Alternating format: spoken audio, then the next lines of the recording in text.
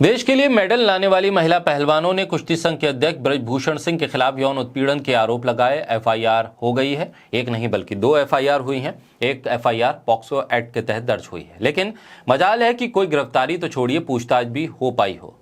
Police ने उल्टा धरना दे रहे पहलवानों के साथ मारपीट कर दी। लेकिन न तो पीएम मोदी कुछ बोल पाए हैं, न गृह मंत्री अमित शाह का कोई बयान है, न खेल मंत्री की तरफ से कोई सांत्वना है। महिला विकास मंत्री कहां है पता नहीं, और न ही राष्ट्रीय महिला आयोग कहीं दिखाई दे रहा है। दूसरी तरफ ब्रजभूषण सिंह कहते हैं कि पीएम मोदी, जेपी नड्डा या अमित शाह कह देंगे तो मैं तुरंत इस्तीफा दे दूंगा।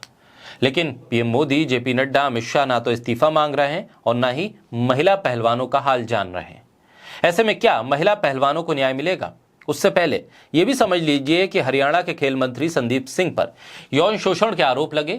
आरोप लगाने वाली महिला पर ही हमला हो गया, लेकिन संदीप सिंह का बाल बाका नहीं हुआ। उनकी ना गिरफ्तारी हुई है और ना ही पूछताछ हो पा रही है, जहां जस की तस पड़ी हुई है।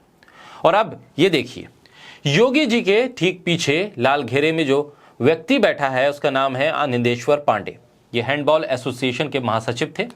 इन पर एक महिला खिलाड़ी के साथ रेप की कोशिश और उसे धमकी देने पर लखनऊ में एफआईआर दर्ज हुई थी। देखिए कैसे मजे से मुख्यमंत्री योगी आदित्यनाथ के पीछे बैठे हैं। ऐसे में क्या महिला पहलवानों को न्याय मिल पाएगा? ये एक बड़ा सवाल है। बोलता हिंदुस्तान पर मैं हूं आपके साथ Mirza Shakir Ali Beg. UP Olympic Association के महासचिव आनंदेश्वर पांडे पर महिला खिलाड़ी ने रेप और धमकी का केस दर्ज करवाया। आनंदेश्वर पांडे पर यह आरोप बरेली की रहने वाली एसएसबी में कार्यरत महिला सिपाही और पूर्व नेशनल हैंडबॉल खिलाड़ी ने लगाया। आनंदेश्वर पांडे 22 दिसंबर 2013 से 1 नवंबर 2020 तक हैंडबॉल फेडरेशन ऑफ इंडिया के महासचिव थे। पीड़ित के मुताबिक वो राष्ट्रीय महिला हैंडबॉल चैंपियनशिप के चेन ट्रायल के दौरान पांडे से मिली। 12 मार्च 2017 को केडी सिंह बाबू स्टेडियम में ट्रायल था, जहां पीड़ित पहुंची और आरोपी आनंदेश्वर पांडे से उसकी मुलाकात हुई। पीड़ित का आरोप है कि कोच ने उन्हें टीम में सिलेक्ट करने से मना कर दिया था। उसी वक्त आनंदेश्वर पांडे ने पीड़ित को अपना मोबाइल नंबर दिया और कहा कि वो सब देख लेंगे। इसके बाद पीड़ित का सिलेक्शन ट्रेनिंग कैंप में कर दिया गया। पीड़ित का आरोप है कि 26 मार्च को जब फाइनल सिलेक्शन होना था, उसी दिन कोच ने कहा कि आनंदेश्वर पांडे सर से उनके ऑफिस में जाकर मिल लो। एफआईआर में पीड़ित ने लिखा है, मैं वहां अंदर पहुंची तो वहां शराब की बोतलें टेबल पर रखी थी। मैं वापस आने लगी, मुड़ी तो पांडे सर पीछे से आ गए और उन्होंने दरवाजा बंद कर लिया। मेरा रेप करने की कोशिश की। मैं विरोध कर रही थी, लेकिन उन्होंने मेरी जर्सी में हाथ डाल दिया। मैंने खुद को बचाने की कोशिश की तो मेरी जर्सी फट गई, और जब उनसे बचने की कोशिश कर रही थी तो उन्होंने मुझे कहा कि वो मुझे इंटरनेशनल खिलाड़ी बना देंगे। बहुत सी लड़कियों को उन्होंने इंटरनेशनल खिलाड़ी बनाया है। मुझे 2 साल तक उनके साथ शारीरिक संबंध बनाने होंगे। जब मैंने उन्हें पिता की उम्र की दुहाई दी तो उन्होंने मुझे धमकी दी और कहा कि तुम मेरी ताकत नहीं जानती, सारा खेल और करियर सब बर्बाद कर दूंगा, तुम कहीं नहीं खेल पाओगे। पीड़ित ने आरोप लगाया कि पांडे कई और लड़कियों के साथ ऐसी हरकत कर चुके हैं। उन्होंने कई हैंडबॉल खिलाड़ियों के करियर को खत्म किया है, लेकिन किसी ने भी उनके खिलाफ रिपोर्ट करने की हिम्मत नहीं की, क्योंकि उनकी पहुंच ऊपर तक है।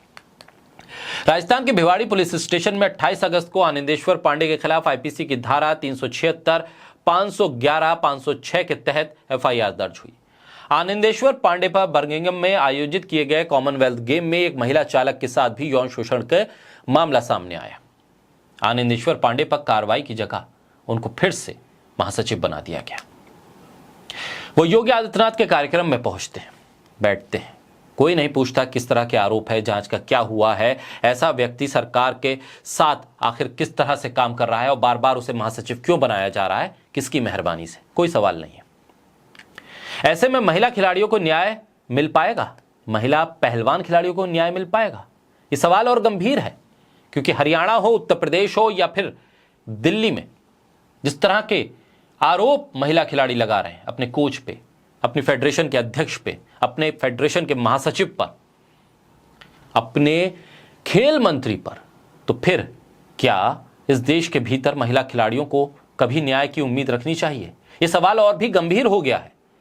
लखनऊ में खेलो इंडिया के प्रोग्राम में सीएम के ठीक पीछे रेप का आरोपी बैठा था। खेल मंत्री अनुराग ठाकुर भी वहां मौजूद थे।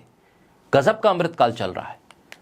बेटी पढ़ाओ बेटी बचाओ का नारा देने वाली सरकार केंद्र में है, उत्तर प्रदेश में, हरियाणा में, वहां पर भी न्याय नहीं मिल रहा। आखिर ऐसे कैसे कोई भी व्यक्ति मुख्यमंत्री के बगल में जाकर बैठ सकता है? बड़े सवाल है, गंभीर सवाल है। देश को भी सोचना होगा, और सरकार में बैठे हुए तमाम उन लोगों को भी सोचना होगा जो न्याय देने में सक्षम है लेकिन न्याय दे नहीं रहे।